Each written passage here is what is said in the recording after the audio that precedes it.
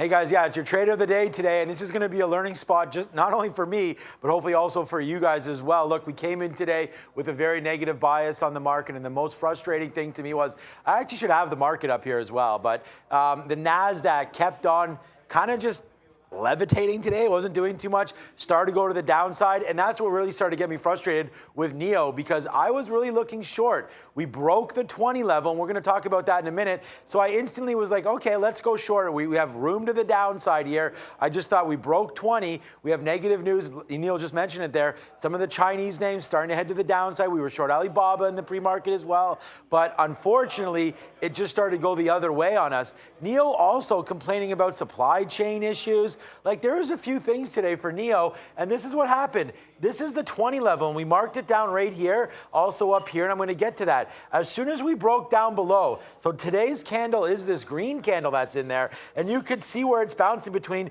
$20 and $18.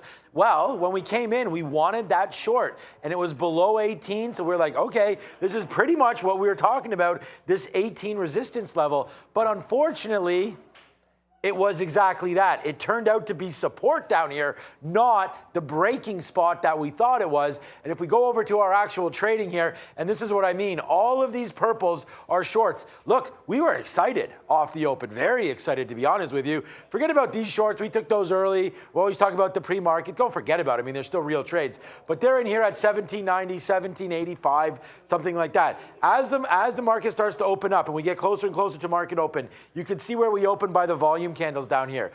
Short, market pops up. We're a little uncertain about things here, but we take the shorts. Remember, NIO didn't open for a couple minutes, so some of the up and down there are just gateways that are going off with not serious volume, but then it starts to open up, and then we start to collapse back down in. So we have a whole bunch of shorts here, sub 18, and our best out today is actually near the low of the day. It kind of looks crazy, but all these are outs because we did have an oversized position in NIO. The NASDAQ was falling down, and we liked that sub 18 level. So there we go. We had that bottom right there in the pre-market of about 1780 or so, comes back in. We get some 1760s, but this is where it starts to turn sour. All of a sudden, the move comes back up to the upside. So we use this kind of pre-market level here to get more short around 18, 1810. But then it starts to just boom up, and at this point we've kind of lost control of the stock, to be completely honest with you. It just moves all the way back up, and I'm like, all right, I'll take a short at 1850. Maybe that's where it stops. It's just come up $1 in about like 10 minutes. So I'm like, what? And the NASDAQ is not moving at this time. But I look over here, and I was actually talking to Arun as it was happening, and even as we build this segment for you, it's like that support there is almost just as good as this resistance at 20. So it's like if you're going to play a short off of 20, using 20 as your level, then you really have to be very, very careful when it rejects the 18. And that's what happened. It went down off pressure. We were right. We were happy. I was like, oh, this is going to be a great trade. But then what am I doing in here? This is the problem. As it goes back up and approaches 19, live on the show, I was saying literally, I'm licking my wounds. We're wrong on NIO. It's not going back to the downside because the market was not doing this kind of movement, right? So NIO starts off the day down 10%.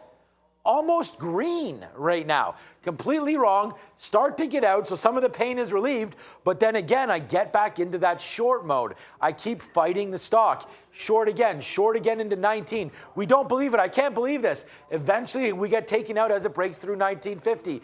Then I'm like, wait a second. And this was on Prad's show as well. We both said, hey, it's up to 20. If we're ever going to short, it should be now. So that's what we just put on right here a couple minutes ago. Now it's coming back upside, but we got out of 40%. Some at 75 and then some at 70 there, hoping that we were able to get back into this area to cover our position. But like, this is the whole point.